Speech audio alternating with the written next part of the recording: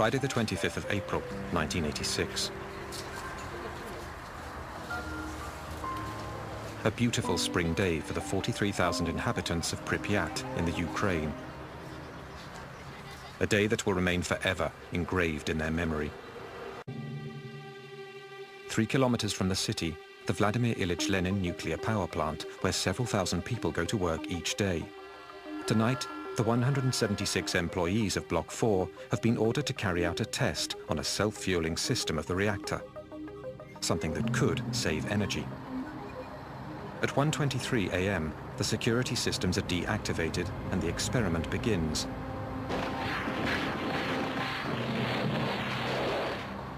A series of detonations go off in the core of the reactor. While Pripyat sleeps peacefully, the floor of the plant begins to tremble.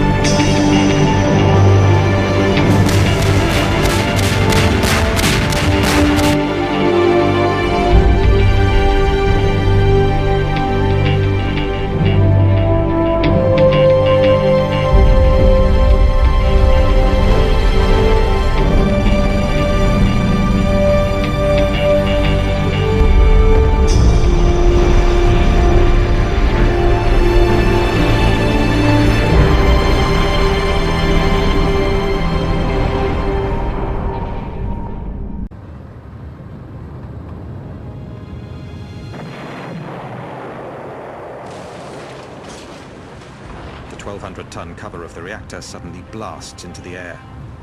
An ultra-powerful stream of radioactive vapor releases uranium and graphite over hundreds of meters around the plant. From the gaping hole, a spray of fire charged with radioactive particles in fusion shoots 1,000.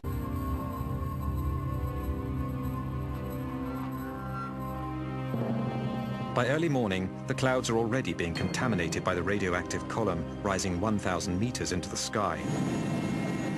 Igor Kostin was a photographer with the news agency Novosti. When a friend and helicopter pilot phones him that morning to offer to fly him over Chernobyl, all Kostin knows is that something has happened at the plant during the night. He is the first journalist to witness the gaping hole. Держи это место! Держи! Держи! Где дым идет? Где дым?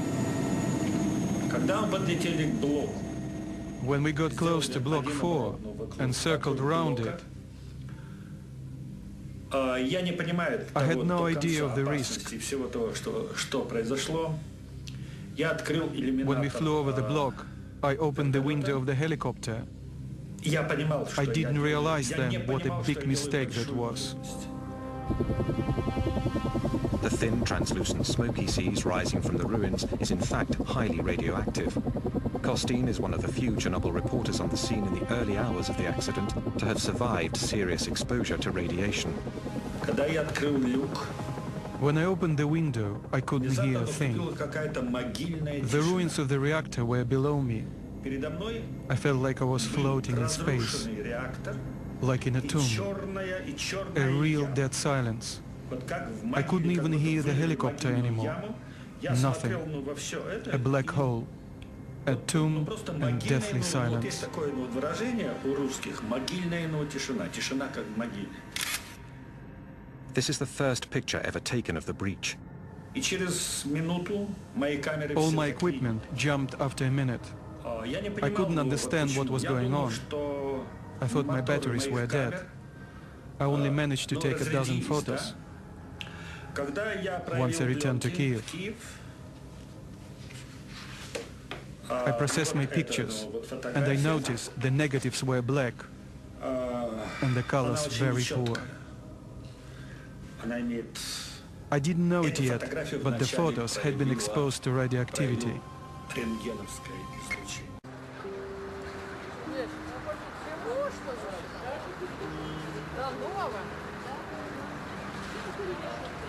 For Pripyat's 43,000 inhabitants, life goes on as usual. They know nothing of the disaster 3 kilometers away. 30 hours after the explosion, the first security measures are enforced. More than 1,000 buses have arrived. At 2 p.m., the army announces the city is to be completely evacuated. Я помню, что в садике нам давали таблетки. Это йодинистый калий. I remember the teachers at the kindergarten gave us iodine pills. Then parents came to pick up their kids. Everyone was running around, but they weren't panicking. Не было вот общей какой-то такой вот паники. We thought we were only going to be gone for 3 days.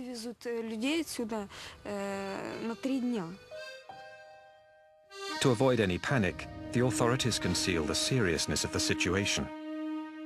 Inhabitants are given 2 hours to gather their belongings and assemble in front of their buildings. They told us to get in the buses. I remember perfectly well having to choose which toys I was going to take. I had a lot of dolls and wanted to bring them all, but I couldn't. We couldn't even take any warm clothes.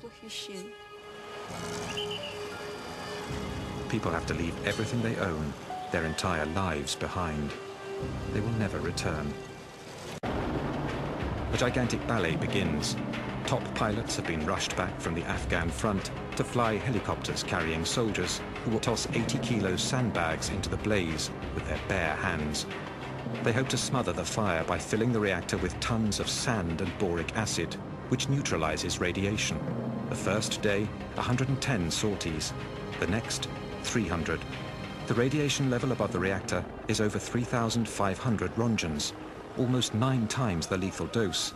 Some of the pilots make up to 33 flights in a single day.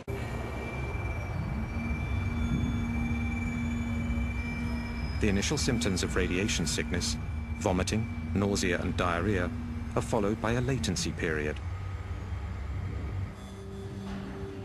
It's only later that much more fatal symptoms appear, such as deterioration of bone marrow and horrible burns that eat flesh down to the bone.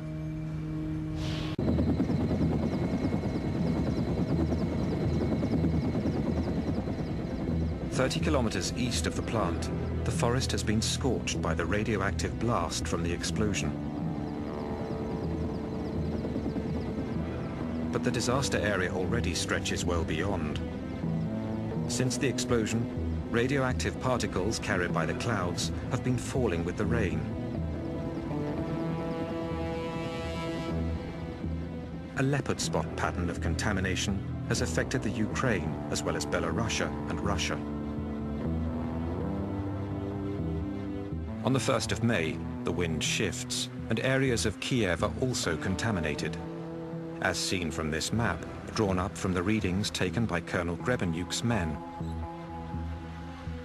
The seriously contaminated areas appear in red, surrounded by areas where the radiation level was normal. But the population is still kept in the dark. There is only one report, a tiny article on the bottom of page 3 of the Pravda, playing down the accident and claiming the danger has passed.